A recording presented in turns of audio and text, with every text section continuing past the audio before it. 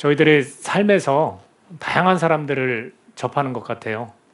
우리가 지금 각자 처소가 위치해 있는 곳이 다 다른 것 같은데 그 다른 곳에서 우리가 생활할 때 뭐 학생들은 학교겠고 또 직장인들은 또 직장이겠고 또 일반인들 또 생활 속에서 만나는 그런 사람들을 보면 굉장히 다양한 사람들이 있는 것 같습니다. 우선 우리가 신앙적으로 이것을 좀 이렇게 볼 필요가 있어서 한 4가지 정도로 나누는 것 같아요. 저 같은 경우 사람들을 만날 때 첫 번째로는 빛과 어둠이 극하게 대조를 이루는 그런 분들이 있어요. 이게 무엇을 뜻하냐면 빛에 대해서 전혀 관심이 없고 받아들이는 것을 그냥 거부하는 거예요. 뭐 들어보고 싶지도 않고 거기에 대해서 전혀 관심이 없는 그런 분들을 봅니다. 또 하나는 돌이키려는 상태가 있어요. 하나님 앞으로 신앙이라는 것을 한번 가져봐야 되나라고 고민하는 그런 상태가 있는데, 이제 예를 들면 제가 주중에 우리 민욱이 형제 있는 곳에 갔거든요. 가람이 그 외삼촌 있는 데 가서 예배를 드렸어요. 근데 제가 2번째 방문인데, 첫 번째는 제가 가서 그 집사님 의료해 드리고 집사님과 한번 기도했는데 밖으로 나오지 않았어요. 그러다가 가기 전에 제가 요청을 했죠. 잠깐 얼굴을 보고 싶다고. 그래서 방에 들어가서 이제 아내가 얘기를 했더니 이제 밖으로 나왔어요. 밖으로 나왔는데 마스크를 벗지 않는 상태에서 밖으로 나왔고, 제가 한번 안아주고 싶다고 그랬어요. 그래서 기도를 해준 건 아니고 혹시 몰라서 불편해할까봐 안아줬습니다. 그렇게 안아주고 나서 인사를 하고 왔죠. 그리고 제가 여러분들께도 기도 부탁을 드렸잖아요. 그리고 나서 제가 주중에 다녀왔습니다. 그 주중에 다녀왔는데 이제 예배를 드렸어요. 가서 예배를 드렸고, 형제가 밖으로 처음부터 나와서 같이 앉아서 예배를 드렸습니다. 그리고 찬양을 부르고 말씀을 좀 전하고 그 다음에 기도를 했죠. 형제를 온 가족이 붙들고 같이 기도를 했습니다. 여러분, 이와 같은 이 모습이 어쩌면 돌이키려는 그런 상태인 거예요. 그러니까 아예 무관심하고 그냥 처음부터 거부했으면 맞아들이지도 않았을 건데, 그러지 않고 그냥 조금씩 마음을 열고 있다라는 느낌을 제가 받았습니다. 근데 이런 분들이 또 계시다는 거예요. 그리고 또 하나의 부류가 지금 이 자리에서 하나님 앞에 예배를 드리는 거듭난 영혼들, 물론 이 자리에 있다 해서 모두가 다 거듭난 건 아니겠죠. 거듭난 영혼들이 있습니다. 돌이킨 상태예요. 돌이킨 상태. 그리고 또 한 그룹은 어떤 그룹이냐면 타 종교인들, 다른 종교를 믿는 사람들이 있어요. 예를 들면 불교나 원불교나 천주교나, 제가 지금 기도하고 만나는 분이 천주교인인데 개신교에 계시다가 천주교로 가셨대요. 세실리아라는 세례명을 받으신 분인데, 그렇게 다른 종교인들도 우리는 만나곤 해요. 이제 이런 다양한 사람들, 그 특히 다종교는 깨달음 안에서 그냥 살아가면 된다 이렇게 생각하는 분들이 대부분인 것 같더라고요. 근데 이분들이 왜 이런 다양한 사람들 이야기를 하냐면 다양한 관점, 각기 다른 관점과 사고를 가지고 있다라는 거예요. 근데 오늘 이 본문에 나온 예수님 당시도 역시 그랬다라는 것을 보여주는 겁니다. 저는 이 본문 읽다가 좀 깜짝 놀란 부분이 있습니다. 그 부분이 어디냐면 15절에 보면 뭐라고 표현하냐면, 빌라도가 이렇게 말하죠. 내가 너희 왕을 십자가에 못 박으랴? 예수님을 두고 한 이야기죠. 그랬더니 대제사장들이 대답하여 뭐라고 말하냐면, 가이사 외에는 우리에게 왕이 없나이다. 저는 이 부분 보고 사실은 좀 충격을 받았어요. 여러분, 대제사장들이면 누굽니까? 하나님의 백성이고 하나님과 그 백성들의 이 거리감 있는 것을 연결해주는, 대신 제사까지 드려주는 그런 역할을 하는 사람들 아니겠습니까? 근데 그 사람들이 뭐라고 얘기했냐면 가이사 외에는 왕이 없다. 이들에겐 누가 왕입니까? 여호와 하나님. 여호와 하나님이 왕이시잖아요. 그런데 그 여호와 하나님이 왕이신데도 불구하고 가이사가 왕이다 이렇게 표현하고 있다라는 거죠. 지금 이스라엘 백성들은 누구의 지배를 받고 있냐면 로마의 지배를 받고 있어요. 그러면 적어도 그들이 가지고 있는 소원이 뭐냐면 이 로마의 지배에서 벗어나는 거거든요. 근데 그것을 지배하고 있는 황제를 지금 왕이라고 고백하고 있는 거예요.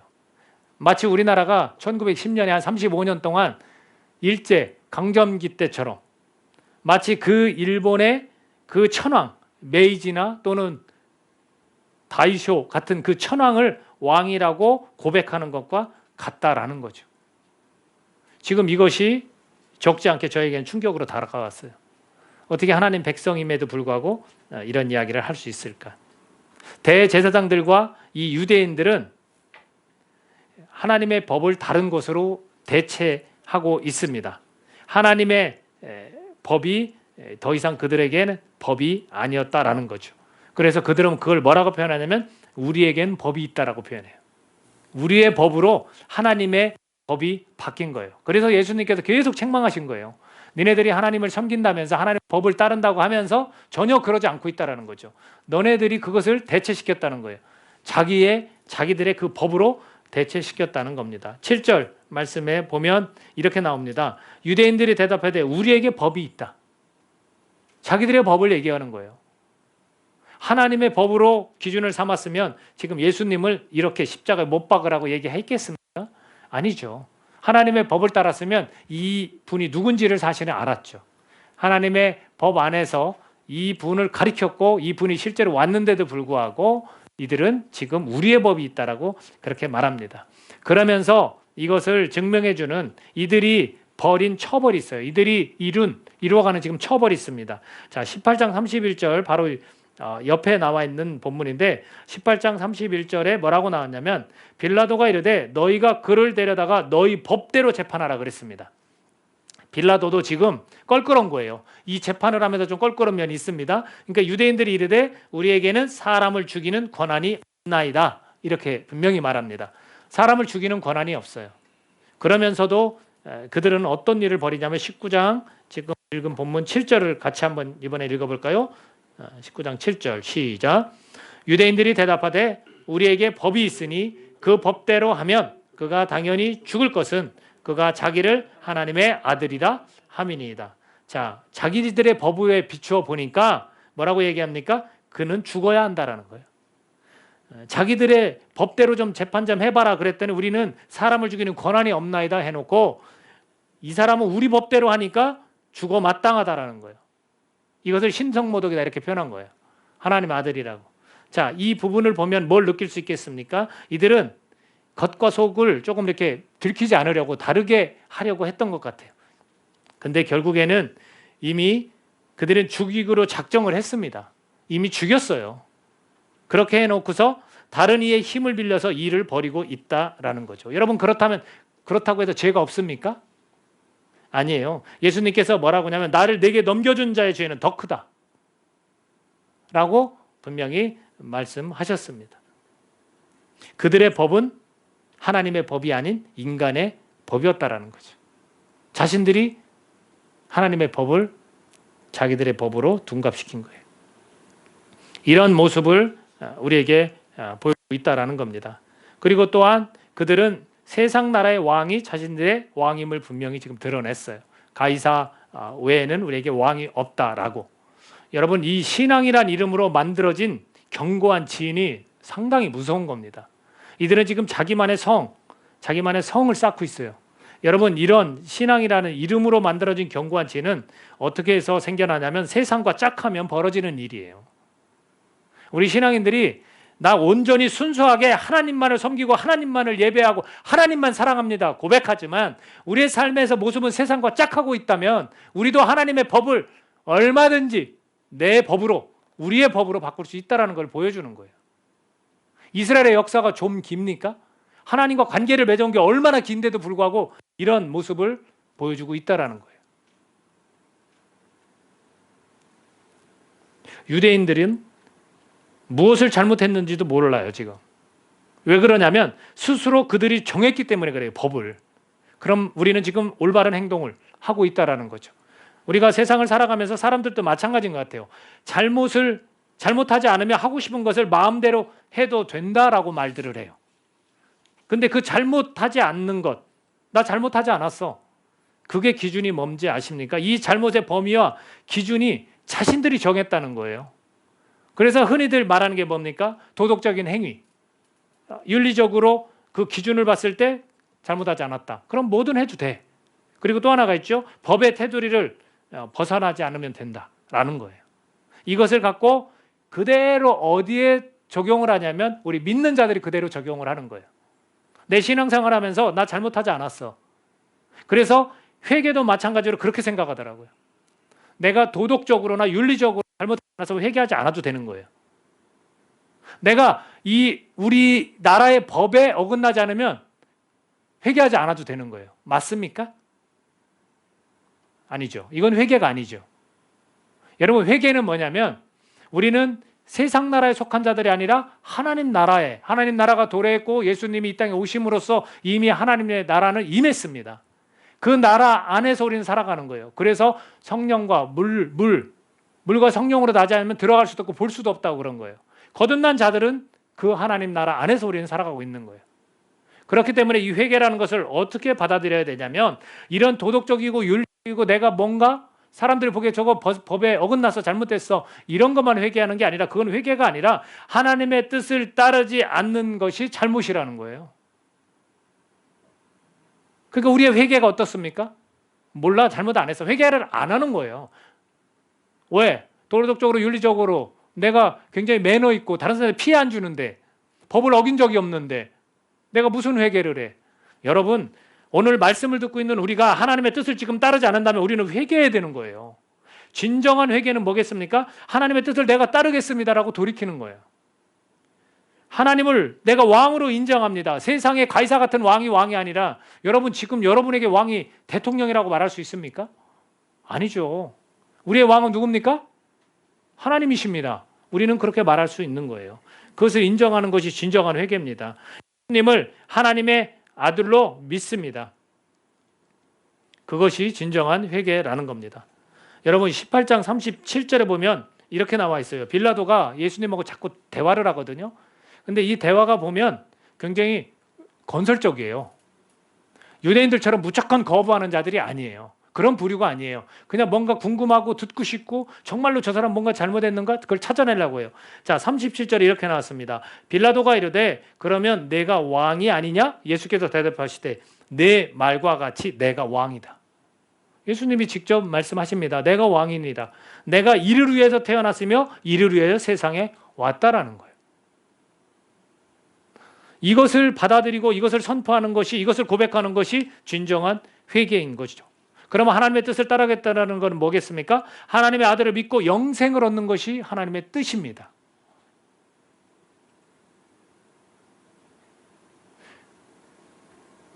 영생에 대한 조건을 사람들에게 물었더니 뭐라고 얘기하냐면 두 가지로 딱 대답하는 거예요. 여러분, 뭐라고 대답합니까? 영생? 우리가 전도를 할 때 영생에 대해 얘기하면 뭐라고 하냐면 영생은 없다. 이 땅에서 그냥 평탄하게 잘 살면 되지. 영원한 나라, 뭐 영원한 생명? 없어. 영생이 없다라고 보는 입장이 있고요. 또 하나는 있어요. 있는 것 같대요. 근데 보통 어떻게 대답을 하냐면 착하게 살면 된대요. 착한 사람 되려고 하는 거예요. 그리고 선행을 하는 거예요. 자꾸 남의 돕고 봉사하고 이러면 된다는 거예요. 야, 법 없이도 살 사람이야. 그럼 저 사람 당연히 영생 얻겠지. 천국 가겠지. 그렇게들 이야기를 한다는 거죠. 또는 의인이면 된다. 그 의인이 뭐예요? 영웅 같은 사람인 거죠. 이웃들을 위해서 희생한 사람들. 그 사람들은 영원한 생명을 얻겠지. 여러분, 이것이 자격이 될 수 있을까요? 영원한 생명을 얻는데 자격이 될 수 있습니까? 아니죠. 오직 예수님을 믿음으로 가능한 것이 영생입니다. 이게 하나님 뜻이에요. 이것을 지금 예수님께서는 말씀해주고 있다라는 거죠. 대제사장들과 그 유대인들은 바로 이 첫 번째 부류처럼 그냥 어둠에 있기를 결정한 사람들이에요. 작정한 사람들이에요. 그냥 거부하는 거예요. 자, 그렇다면 또 다른 부류에 속하는 빌라도의 상태가 어떤지를 한번 보고자 합니다. 많은 것들을 사실은 보여주고 있습니다. 이 사람은 한마디로 정리하면 내적으로 갈등하는 존재로 나오고 있어요. 이 내면 속에서 굉장한 갈등을 해요. 그것이 이 본문 속에서 드러나고 있습니다. 하나는 어떤 모습이냐면 주변인들을 많이 의식해요. 주변인들을 굉장히 많이 의식합니다. 그래서 12절에 보면 이 민중들이 뭐라고 얘기하냐면 12절에서 이러므로 빌라도가 예수를 놓으려고 막 힘써요. 그랬는데 유대인들이 소리질러 이르되 이 사람을 놓으면 가이사의 충신이 아니니이다. 이렇게 말하니까 무릇 자기를 왕이라는 자는 가이사를 반역하는 것입니다.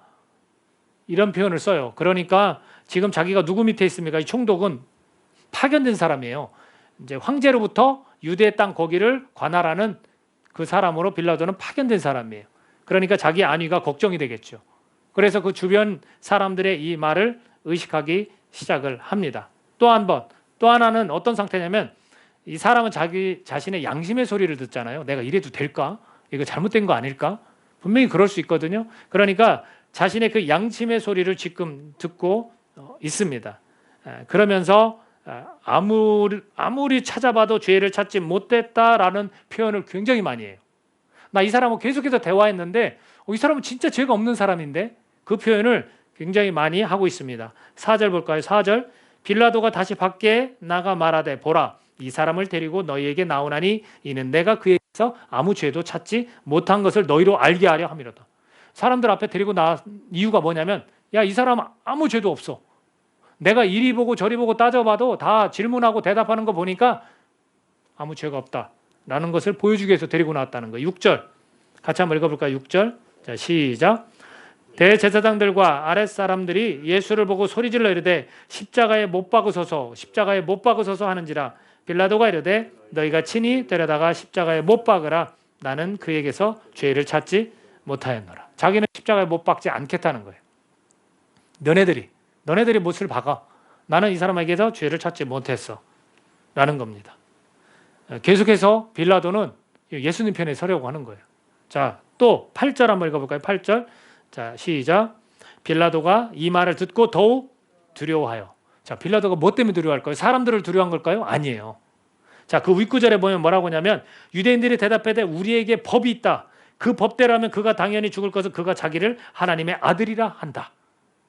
그러니까 이 빌라도가 뭐 때문에 두려우냐면, 이 사람이 진짜 하나님의 아들이면 어떡하지? 이게 두려운 거예요. 자기가 십자가에 내어주는 게 두려운 게, 이 사람들이 뭐라고 못 박아서 게 두려운 게 아니라, 아니 내가 그렇게 내어줬다 정말 이 사람이 하나님의 아들이면 난 어떡하지?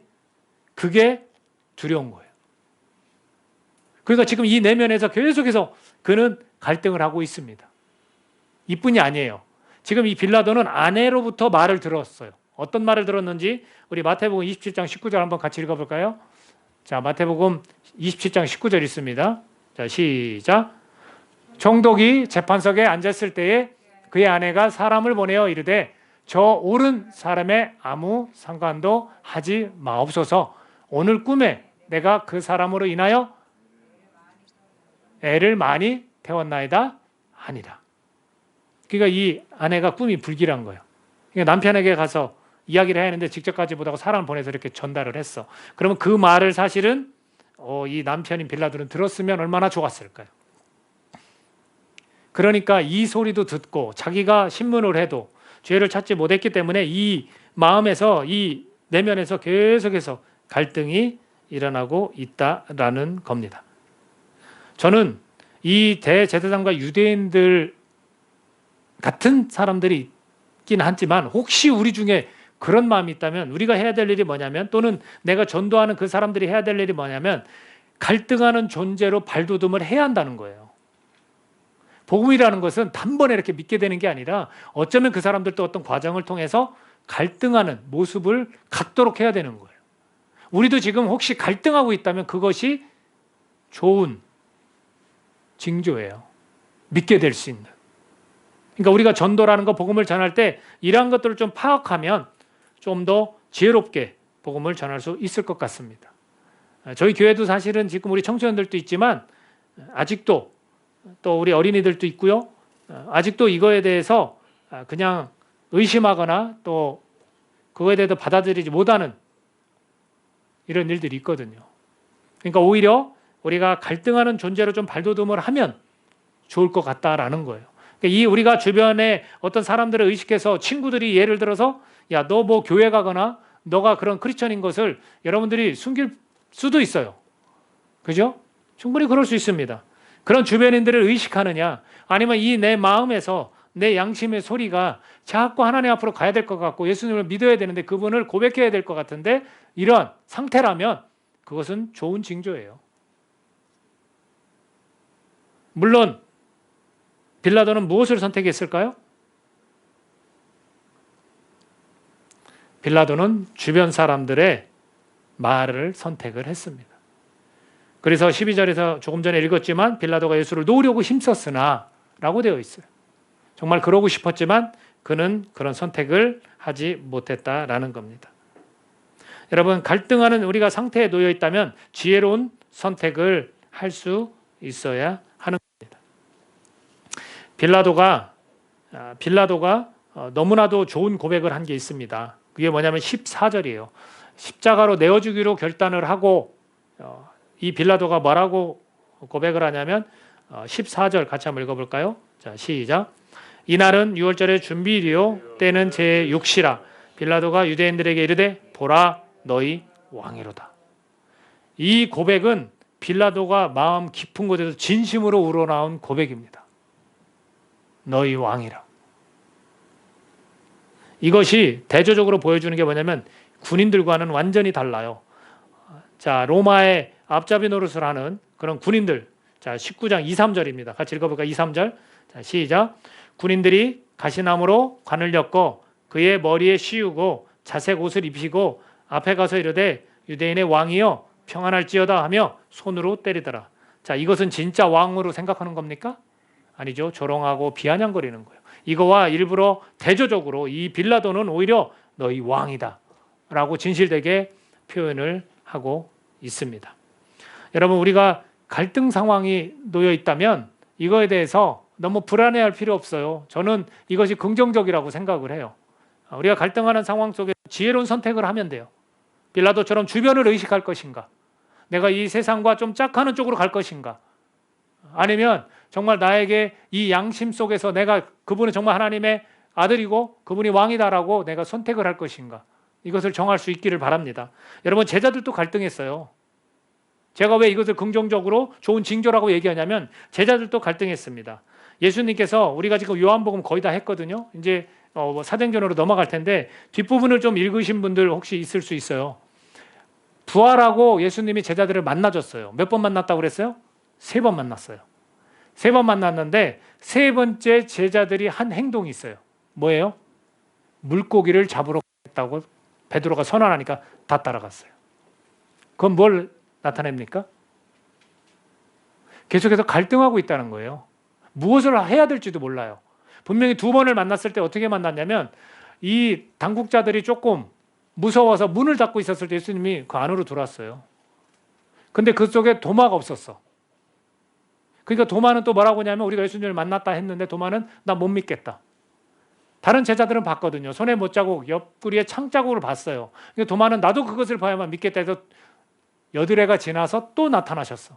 그때도 문을 잠고 그들이 두려워서 문을 잠고 있었어요. 그때도 안으로 들어오셔서 평안할지어다 하면서 손에 못자국과 허리에 창자국을 보여주셨어요.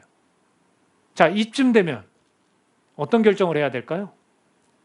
갈등에서 이제 넘어서야 되잖아요. 예수님 살아계시구나. 예수님이 하셨던 말씀이 모두 진짜였구나. 그분이 하나님의 아들이고 우리의 왕이시다. 그걸 결정했죠. 근데 그들은 다시 어떤 선택을 했냐면 물고기 잡으러 가서 나는 다시 그냥 예전으로 돌아갈 것이다. 이런 마음으로 가서 예수님께서 다시 3번째 그들에게 나타나셔서 물고기를 많이 잡게 하고 그들이 모닥불에서 생선을 구워주는 그런 일로 그들을 격려하는, 더 이상은 이제는 갈등하는 존재가 아닌 그 갈등을 넘어서는 그런 모습을 우리에게 보여주고 있다는 거예요. 그래서 갈등한다라는 것은 여러분, 우리가 갈등하는 존재가 오히려 되어야 하는 거예요. 그것은 긍정적이면서도 좋은 징조가 될 수 있다는 거. 그 다음 성령께서 감동을 주시면 우리가 그것을 그냥 지나치지 말고 지혜로운 선택을 할 수 있기를 바랍니다. 나는 지금 믿는다고 거듭났다고 나만 해당되는 얘기가 아니에요. 우리 공동체에 해당되는 얘기고 내가 복음을 전할 때 그 전도 대상자들에게 해당되는 그런 얘기입니다. 여러분, 사도신경을 저희들이 침례교회이기 때문에 잘 하지 않는데 혹시 사도신경 지금 외우는 거 하실 수 있죠?